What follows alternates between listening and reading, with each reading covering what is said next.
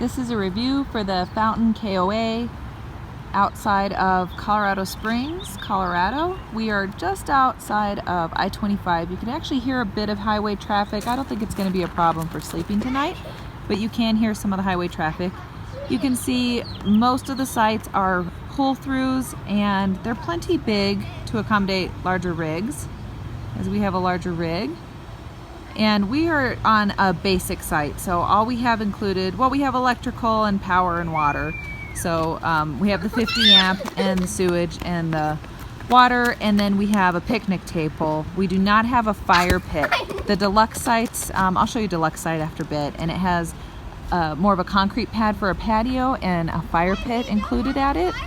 But we do have a nice space on the edge here. They were nice enough to give us an edge space because we didn't really want to be around a lot of people with COVID, and it gives the girls somewhere to play some soccer. So nice setup, a lot of amenities at this KOA. We'll see if anybody's driving around with a golf cart or one of the little like go-kart bike buggies, but there's a lot of fun stuff. Close access to a river and a dam area and some little fishing ponds, and then easy access to the highway. This is an example of where the river's at on the edge of the park. You can't swim in the river, but you can fish in the river. And there's a little kind of dock space where you can walk out or walk along the river. These are the creek front sites, which are along the edge of the park bordering the river, so you don't have any neighbors to the east side of you. The sites are 95 through 104. They have a patio on a concrete pad as well, so they're a little bit more of a premium site, and close access over here to the water. A view here on the outside of the park. This is on the highway frontage road, so you are pretty close to I-25. You can actually see the park from I-25, but we couldn't really hear a lot of highway noise, so that wasn't that big of a problem. And you can see as you come in where the splash pad's at. They have a pool and a splash pad. They have kind of a bounce pillow. They call it the summer fun zone, golf cart rentals, the hot tub, the whole splash park, and then those little go-karts that the kids can drive around.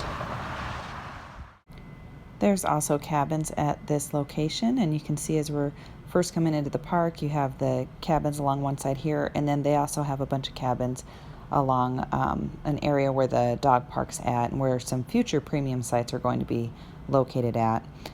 So you can see the back-end sites, the only back-end sites here on the left, and then some of the premiums on the right. This is a deluxe patio site, so we ended up being at a different location the next few nights we were here. So this is site 174. So 173 to 182 or 190 to 193 have these deluxe sites, and they have the concrete pad and the patio and the fire pit. Here's the campground map to give you an idea of the different sites. And they had a bunch of different activities that were going on. A lot of them were outdoors because of COVID. One of the things that we enjoyed doing in Colorado Springs and is great to see is the Garden of the Gods. This is actually free access, but it also means it gets very crowded. So head here early. It also gets very hot.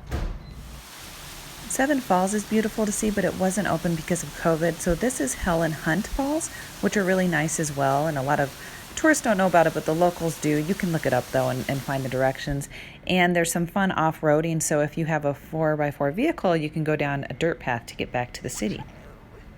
If you have a bit more time and don't mind a 45-minute-hour drive, you can drive out to the Fluorescent Fossil Beds National Monument, which is really cool to see these millions of years old redwoods that were covered in volcanic ash and have been fossilized. So this is a neat NPS site. So if you have an NPS Parks Pass, you can get in for free. They of course have junior ranger programs and all that fun stuff that you would expect at an NPS site. Also within an hour of Springs is Canyon City, where the Royal Gorge Bridge and Park is located. So this really cool suspension bridge is awesome to go see and walk across. This is not an NPS site. This is privately owned, so you do have to pay quite a bit to actually get on there. It's about $27 a person. That gives you access to walk across the bridge, and then the tramway cars as well that you can take across the bridge. There's a bit of the view Really neat to see though. And they actually have a junior ranger program here too. So that's kind of fun for the kids. Oh, look at that. Turns out we did have a fire pit. We would definitely stay here again, and I recommend it. Thanks for watching. Please like if you did, and subscribe if you want more reviews, and you can follow us on Instagram or Facebook at RV Homeschool.